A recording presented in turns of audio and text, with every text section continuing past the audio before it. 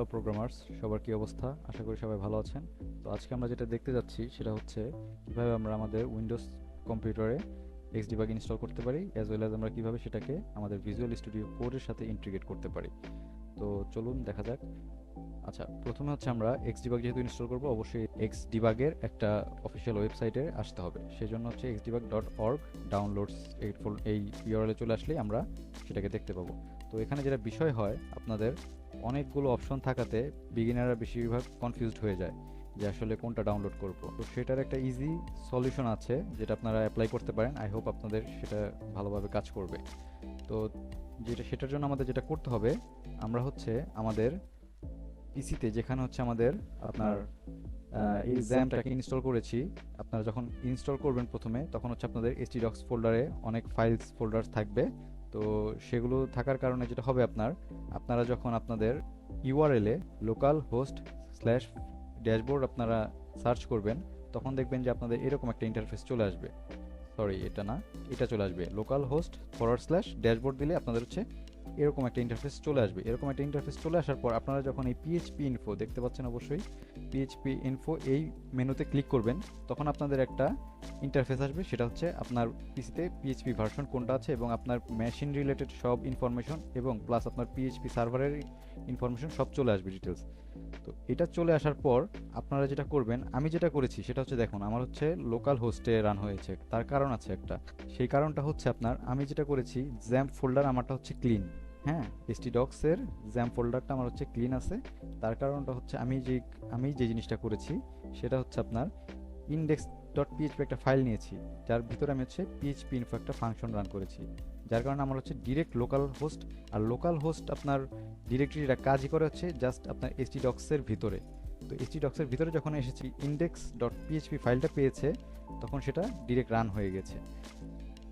তো যার কারণে আমার হচ্ছে ডিরেক্ট লোকাল হোস্টে আপনার ইউআরএল এটা রান করতেছে। আপনাদের যেটা হবে, যেটা হচ্ছে local host forward slash dashboard লিখবেন, তাহলে হচ্ছে আপনারা এই ইন্টারফেসটা পাবেন।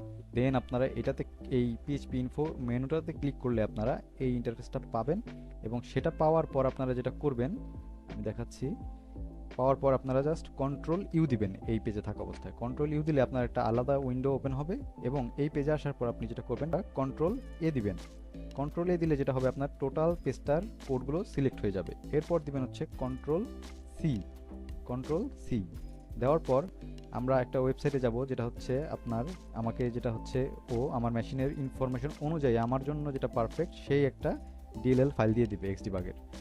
তো এখানে সেই বক্সটা দেখতে পাচ্ছেন, এই বক্সে হচ্ছে আপনি যে কোডটা কপি করে নিয়ে আসলেন সেটা পেস্ট করবেন। এটা পেস্ট করলে এই কোডগুলো এখানে চলে আসলো। এরপর দেখুন এখানে একটা বাটন আছে, অ্যানালাইজ মাই পিএইচপি ইনফো আউটপুট, মানে আপনার কম্পিউটারের যেটা হচ্ছে সার্ভার ডিটেলস এবং আপনার মেশিনের ডিটেলস সব কিছু একটা আমাদের এই ডিটেলসের মধ্যে ছিল, সেটার কোডটা আমরা নিয়ে আসলাম। এবং নিয়ে এসে আমরা হচ্ছে একটা ওয়েবসাইট, যেটা হচ্ছে Xdebug-এরই ওয়েবসাইট, xdebug.org/wizard, এখানে দেওয়ার পর আমি যদি এটাতে বাটনটাতে ক্লিক করি, ও আমাকে আমার মেশিনের জন্য উপযুক্ত একটা ডিএলএল ফাইল দিয়ে দিবে। দেখেন এখানে হচ্ছে আমাদের পিএইচপি আমার ভার্সন যেটা আছে সেটা দেখাচ্ছে, এবং আমার হচ্ছে 64 বিট আর্কিটেকচার আমার মেশিনের সেটা দেখাচ্ছে, এবং আমার হচ্ছে অ্যাপাচি সার্ভার সব কিছু আমার ডিটেলস দেখাচ্ছে, এবং সেই অনুযায়ী আমাকে একটা ফাইল জেনারেট করে দিয়েছে। এবং এখন আমি এইটাই হচ্ছে ডাউনলোড করব। এটা ডাউনলোড করে আমি আমার কাজের দিকে আগাবো। তো হচ্ছে আমি যেটা করব, ডিরেক্ট হচ্ছে ওকে আমি নিয়ে যাবো হচ্ছে আমার সি ড্রাইভে আমি হচ্ছে জাস্ট সেভ দিলাম। এখানে আমাকে বলতেছে যে আমার অলরেডি, আচ্ছা পারমিশন, যেহেতু আমি সি ড্রাইভে পেস্ট করতে চাচ্ছি এই জন্য আমার পারমিশন চাচ্ছে। সি ড্রাইভ হচ্ছে আমাদের অপারেটিং সিস্টেমের ফোল্ডার, সেই জন্য সেখানে পারমিশন চায়। তো আমি এখানে পারমিশন দিয়ে দিলাম এবং এটা ডাউনলোডও হয়ে গেল। তো ডাউনলোড হয়ে যাওয়ার পর আমরা যেটা করব, সরাসরি চলে যাব হচ্ছে আমাদের যেখানে আমরা সেভ করলাম। তো সি ড্রাইভে আসার পর দেখতে পাচ্ছেন এখানে আমার Xdebug-টা ইনস্টল হয়েছে। তো আমি এই ফাইলটা জাস্ট কি করব, কাট করব। এখান থেকে কাট করে নিয়ে যাব হচ্ছে আমার জ্যাম্প ফোল্ডারটাতে। জ্যাম্প ফোল্ডারটা আমার কোথায় আছে, এখানে আছে। ওকে, জ্যাম্প ফোল্ডারে নিয়ে যাওয়ার পর আমরা সেটাকে কি করব, একটা আমার হচ্ছে পিএইচপি ফোল্ডার আছে, এখানে দেখতে পাচ্ছেন পিএইচপি ফোল্ডার।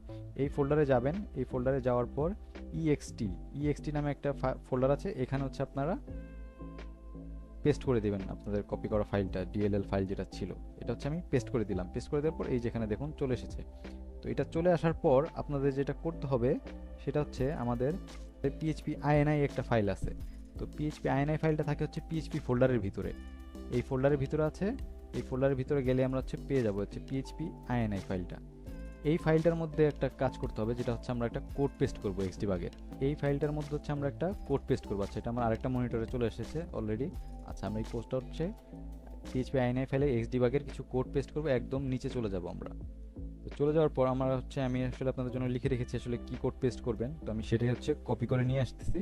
আচ্ছা, আমি হচ্ছে কপি করে নিয়ে আসলাম এই যে এই কোডগুলো হচ্ছে আমি নতুন করে এই ফাইলের একদম নিচে পেস্ট করলাম। পেস্ট করার পর এখানে দেখতে পাচ্ছেন যে একটা জিনিস আপনাদেরকে চেঞ্জ করতে হবে এবং এটা মোস্ট ইম্পর্টেন্টলি আপনাদের খেয়াল রাখতে হবে। সেটা হচ্ছে আপনি দেখুন আপনার হচ্ছে এক্সডিবাগ যে ফাইলটা আপনি ডিএলএল ফাইলটা ডাউনলোড করলেন, ডাউনলোড করে যেখানে রাখলেন সেটার একটা আপনাকে টোটাল পাথ দিয়ে দিতে হবে। এই পাথটা দেওয়ার জন্য আপনাকে যেটা করতে হবে, আপনি হচ্ছে আবার চলে যাবেন হচ্ছে আপনার ইএক্সটি ফাইলে, ফোল্ডারটাতে। এই ফোল্ডারে যাওয়ার পরে এই যে দেখুন আপনার হচ্ছে এক্সডিবাগ যে ডিএলএল ফাইলটা, এই ফাইলটাতে যাওয়ার পর আপনারা যেটা করবেন, আপনাদের যারা উইন্ডোজ 11 চালাচ্ছেন বা হচ্ছে এর প্রিভিয়াস ভার্সন চালাচ্ছেন তাদের দেখবেন এখানে একটা অপশন থাকে, হোমের মধ্যে দেখবেন যে একটা অপশন থাকে কপি অ্যাজ পাথ, সেটাও দিতে পারেন। আর যারা 11 ইউজ করতেছেন তারা হচ্ছে এখানেই পেয়ে যাবেন, যেটা হচ্ছে কপি অ্যাজ পাথ। তো এখানে কপি অ্যাজ পাথ দেওয়ার পরে আপনাদের কপি হয়ে গেল এবং আপনারা এখন যেটা করবেন সেটা হচ্ছে এই যে এখানে আপনার যে পাথটা ছিল এই পাথটা টোটালি রিমুভ করে দিবেন, মানে ডিলিট করে দিবেন। দেওয়ার পর আপনি যেটা কপি করে নিয়ে আসলেন কপি অ্যাজ পাথ থেকে সেটা পেস্ট করে দিবেন। এই জিনিসটা ইম্পর্টেন্ট। আপনারা দেখা যাচ্ছে যে ডাউনলোড করতেছেন বা হচ্ছে কোনো ভিডিও দেখতেছেন বা হচ্ছে কোনো ব্লগ পড়তেছেন, সেখান থেকে এই কোডগুলো এনে জাস্ট কপি করে বসায় দিচ্ছেন, কিন্তু এখানে মেনলি যেটা রিকোয়ার করে সেটা হচ্ছে আপনার নিজের কম্পিউটারে আসলে পাথটা কি, এই পাথটা আপনি দিয়ে দিচ্ছেন। এই পাথটা দিয়ে দেওয়ার পরে হচ্ছে আপনার মেশিনের সাথে এটা হচ্ছে কানেক্ট হয়ে গেল।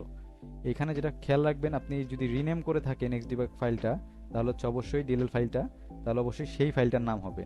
আর আপনি যদি যে আমার মতো করে কপি অ্যাজ পাথ দেন, আলটিমেটলি ওইটা এনে এখানে পেস্ট করে দিলেই হয়ে যাবে যেভাবে দেখালাম। তো এরপর হচ্ছে আপনি সেভ দিবেন। তো মোটামুটি আমাদের আইএনআই ফাইলের কাজ শেষ। এরপরে আমাদের যেটা করতে হবে, আমরা হচ্ছে আমাদের যেটা হচ্ছে জ্যাম্প থাকে সেটাকে হচ্ছে যদি আমরা স্টার্ট করে থাকি তাহলে হচ্ছে একবার স্টপ করব এবং আরেকবার হচ্ছে স্টার্ট করব। আচ্ছা, এটার একটা বিষয় আছে, আমি এটা আপনাদেরকে বলে দিচ্ছি শেষে। এখন হচ্ছে আমার জ্যাম্পের কাজ শেষ, পিএইচপি আইএনআই এর কাজ শেষ। তো এখানে আমি আসলে কিছু স্টেপ লিখে রেখেছিলাম আপনাদের জন্য। আচ্ছা, এখানে আপনারা যেটা করবেন আমি আপনাদের স্টেপটা আবার বলে দিচ্ছি। সেটা হচ্ছে ফার্স্টে আমরা ডিএলএল ফাইল ডাউনলোড করলাম, সেটাকে আমরা হচ্ছে একটা ফোল্ডারে সেভ করব সামহাউ। তো সেখান থেকে কাট করে আমরা নিয়ে যাব হচ্ছে আমাদের জ্যাম্প, পিএইচপি, এরপর হচ্ছে ইএক্সটি, এই তিনটাই হচ্ছে আমাদের ফোল্ডার। নিয়ে যাব এখানে পেস্ট করে দেব। পেস্ট করার পর আমরা যেটা করব আরেক দ্বিতীয় ধাপে কপি করব হচ্ছে নিচের এই কোডগুলো কোন ফাইলে, পিএইচপি আইএনআই নামের একটা ফাইল আছে আপনাদের। আপনারা যখন জ্যাম্পে যাবেন, জ্যাম্প থেকে পিএইচপি ফোল্ডারটাতে যাবেন, সেখানে আপনারা পিএইচপি আইএনআই একটা ফাইল পেয়ে যাবেন। আর সেটা যদি না পান তাহলে আপনারা এখান থেকে কি করতে পারবেন, এই যে অ্যাপাচি যেটা আছে সেটার হচ্ছে পাশে দেখবেন কনফিগ একটা ফোল্ডার আছে, মেনু আছে। তো এই মেনু থেকে এই যে পিএইচপি আইএনআই দিলেই এটা থেকেও অন করতে পারেন। আর সামহাউ আপনি যদি ফোল্ডারেই যান তাহলে ফোল্ডার থেকে আপনি পেয়ে যাবেন। তো যাওয়ার পরে একদম আপনার পিএইচপি আইএনআই ফাইলের যেটা আমরা করলাম, যেটা হচ্ছে একদম বটমে আমরা আপনার পেস্ট করে দিলাম। ঠিক আছে, এটা আমি আবার দেখাচ্ছি। আমার হচ্ছে একদম আপনার নিচে কোডটা পেস্ট করা আছে, এই যে দেখতে পাচ্ছেন। তো এখানে যে পেস্ট করে দিবেন, পেস্ট করে দেওয়ার পর আমাদের তারপরে ধাপটা হচ্ছে আমরা কি করব, আমরা করব হচ্ছে আপনার এখানে অবশ্যই যেটা ম্যান্ডেটরি, যেটা হচ্ছে আপনার এই যে পাথটা একটু আগে যেটা বলতেছিলাম আমি, যে পাথটা আপনি হচ্ছে কপি অ্যাজ পাথ করে নিয়ে আসবেন এবং এখানে এইটা রিমুভ করে দিয়ে ইকুয়ালের আগ পর্যন্ত তারপর আপনার পাথটা আপনি পেস্ট করে দিবেন। পাথটা পেস্ট করা হয়ে গেলে এরপর আমরা চলে যাব আমাদের 3 নাম্বার স্টেপে, যেটা হচ্ছে ভিজুয়াল স্টুডিও কোডে আমরা হচ্ছে একটা এক্সটেনশন করব, ইনস্টল করব। ইনস্টল করার জন্য আমরা চলে যাব হচ্ছে ভিএস কোডে আমি একটা ফোল্ডার ওপেন করেছি। আরেকটা বিষয় হচ্ছে আপনারা অলওয়েজ যেটা করবেন, যেটা হচ্ছে আপনাদের এই যে আপনাদের যে জ্যাম্প ফোল্ডারটা আছে, আপনারা পিএইচপি রিলেটেড যত কাজ করবেন সব কাজ আপনাদের হবে কোথায়, htdocs-এ। আপনারা অনেকেই কাজ করেন হচ্ছে জাস্ট ডেস্কটপে বা হচ্ছে সামহাউ অন্য কোনো ড্রাইভে ফোল্ডার খুলেন, এটা করা যাবে না।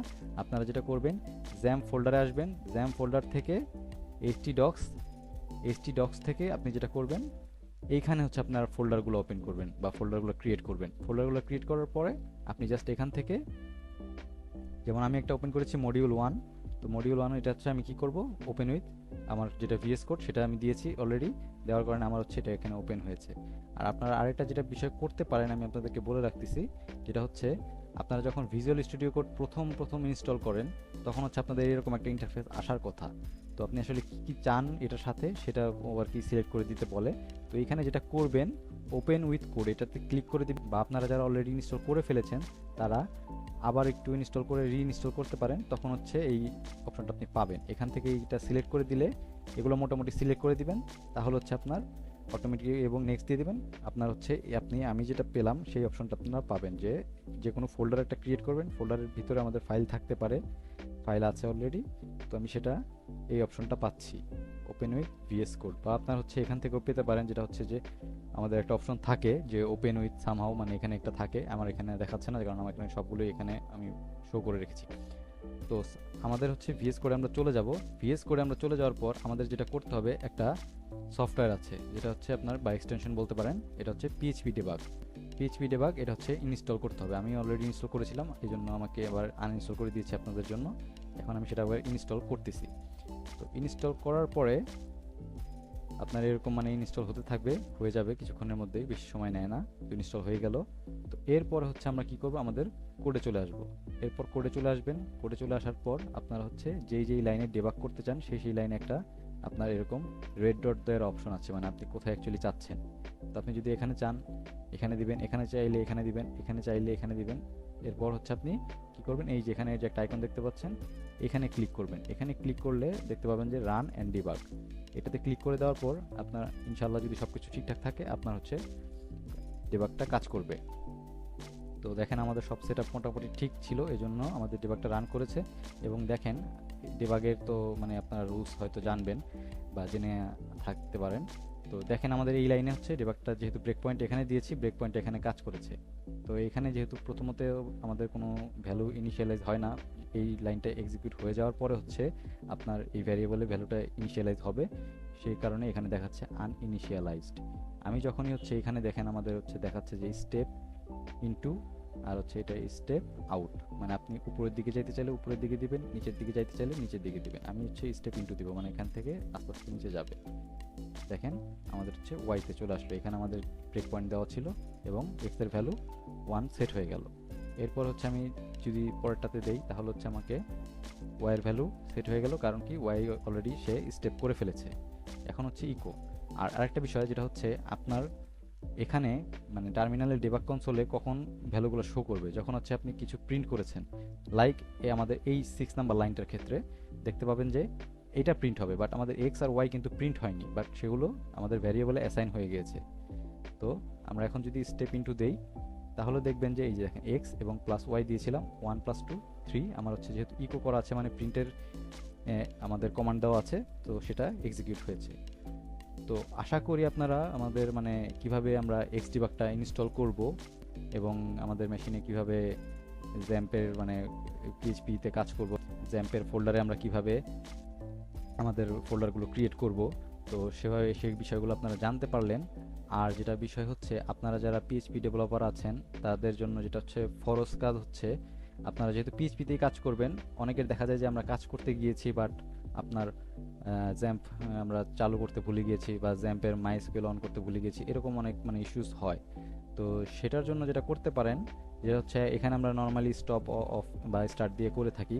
তো আমি যেটা করেছি হচ্ছে আপনারাও করতে পারেন এটা। আমি যেটা জাস্ট অফ করে দিচ্ছি, এটা আমি জাস্ট অফ করে দিচ্ছি।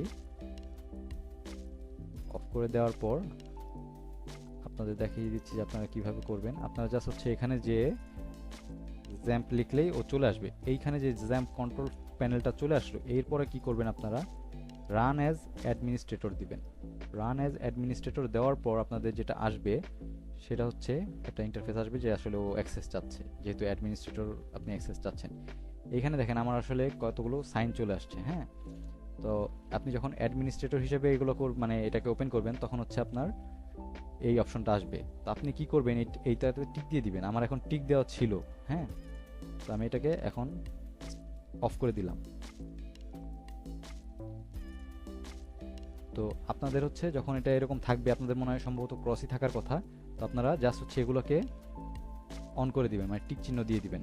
টিক চিহ্ন দিয়ে দিলে হবে কি, মানে আপনার কম্পিউটার আপনি যখনই অন করবেন তখনই হচ্ছে ও অটোমেটিকলি, আপনি যদি এখন এই যে অন করতে যান তাহলে হচ্ছে আপনার আমার মতো হচ্ছে একটা পপ আপ আসবে, এবং এই পপ আপটা যদি আপনার আসে তার মানে বুঝতে হবে যে আপনার ইনস্টল বা হচ্ছে জ্যাম্প সবসময় রান থাকবে। এরপর আপনি হচ্ছে অ্যাডমিনিস্ট্রেটর হিসেবে স্টপ থেকে স্টার্ট করে দিলেন। হ্যাঁ, তো এই জন্য এখন কি হবে, আপনি যদি যখনই পিসিটা অন করবেন আপনার হচ্ছে আর এটা অফ করতে হবে না, মানে আপনাকে আপনি যখন পিসিটা অন করবেন তখন আর আপনাকে জ্যাম্পে ম্যানুয়ালি স্টার্ট করতে হবে না। আশা করি আপনাদের আমি বোঝাতে পেরেছি। আই হোপ আপনাদের এই ভিডিওটা কাজে লাগবে। তো সবাইকে ধন্যবাদ।